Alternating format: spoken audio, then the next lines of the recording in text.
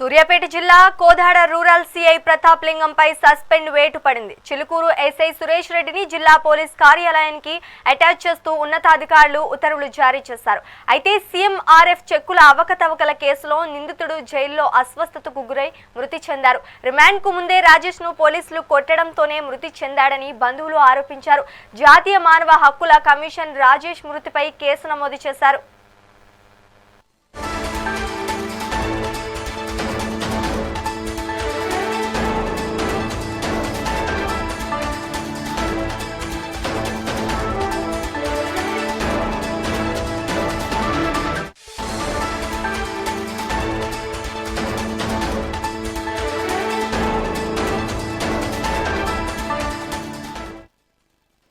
సూర్యాపేట జిల్లా Kodad rural CI Pratap లింగంపై suspend వేటు పడింది. చిలుకూరు ఎస్ఐ సురేష్ రెడ్డిని జిల్లా పోలీసులు కార్యాలయానికి అటాచ్ చేస్తూ ఉన్నతాధికారులు ఉత్తర్వులు జారీ చేశారు. అయితే సీఎంఆర్ఎఫ్ చెక్కుల అవకతవకల కేసులో నిందితుడు జైల్లో అస్వస్థతకు గురై మృతి చెందారు.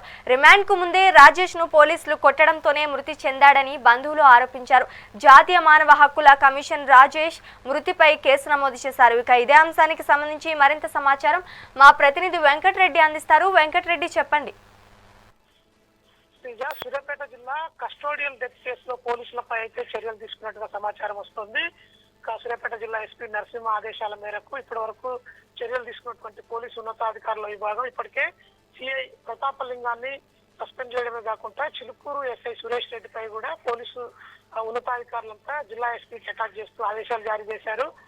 కోదాడలో జరిగినటువంటి సీఎంఆర్ఎఫ్ నిధుల దుర్వినియోగం కేసుకు సంబంధించి దాదాపు 37 లక్షల రూపాయల నిధుల్ని దుర్వినియోగం చేసినట్టుగా కూడా ఆరోపణలు ఎదుర్కొంటున్న వ్యక్తి పోలీస్ కస్టోడియన్లో పోలీసులు కొట్టడం వల్లనే ఆ దెబ్బలు తాళలేక జైల్లో మృతి చెందినట్టుగా కూడా ఇప్పటికే సంచలనటువంటి ఈ కేసుకు సంబంధించి ఉన్నతాధికారులు లోతుగా విచారణ కొనసాగిస్తున్నారు. ఇప్పటికే కోదాడ రూరల్ సిఐ ప్రతాపలింగంతో పాటు ఇప్పటికే ఎస్ఐపై సురేష్ రెడ్డిపై కూడా చర్యలు తీసుకున్న నేపథ్యం అయితే ఉంది. ప్రస్తుతం దళిత సంఘాలన్నీ కూడా నిందితుడిని ఖచ్చితంగా పోలీసులు కొట్టడం వల్లనే జైల్లో చనిపోయాడంటూ కూడా ఆందోళన వ్యక్తం చేయడమే కాకుండా జాతీయ మానవ హక్కుల సంఘానికి ఫిర్యాదు కూడా చేశారు. సుమోటగా కేసు నమోదు చేసినటువంటి జాతీయ మానవ హక్కుల సంఘం విచారణకు ఆదేశించడంతో విచారణలో పోలీసులు తప్పు చేశారని తెలియడంతో వారిపై చర్యలకు పూనుకున్నారని చెప్పొచ్చు. ప్రస్తుతం కోదాడ రూరల్ సిఐ ప్రతాపలింగాన్ని సస్పెండ్ చేయడమే కాకుండా చిలుకూరు సంబంధించినటువంటి ఎస్ఐ సురేష్ రెడ్డి పై కూడా ఎస్ఐని ఎస్పీ ఆఫీస్ కి అటాచ్ చేస్తూ నిర్ణయం తీసుకోవడంతో సంచలనంగా మారింది. ఈ కేసుకు సంబంధించి ఇంకొంతమంది పోలీసు అధికారులపై కూడా చర్యలు తీసుకునే అవకాశం ఉండడంతో కొంత ఆందోళనకరంగా పరిస్థితి అయితే ఉందని చెప్పొచ్చు.